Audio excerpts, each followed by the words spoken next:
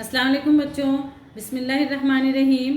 बच्चों, आज हम आपकी दूसरी जमात की बाल भारती का सबक पढ़ेंगे। तमाम बच्चे अपनी किताबें निकालेंगे और सफ़ा नंबर 70-373 ये हमारी जो है वो नज़्म है। नज़्म का नंबर है 10, 8, 18। नाम है प्यारा भारत।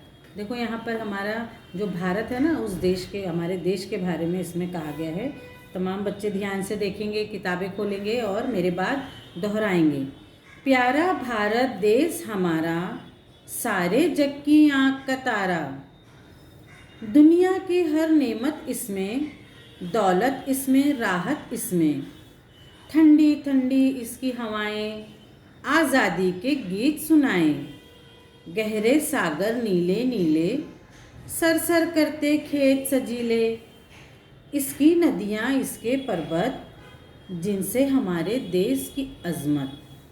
बोली अपनी अपनी बोली, मिलकर खेले आँख में चोली। दिल में यही है अपने अरमां, इस पर जान करें हम कुर्बान। प्यारा भारत देश हमारा, दिल से है हम सबको प्यारा।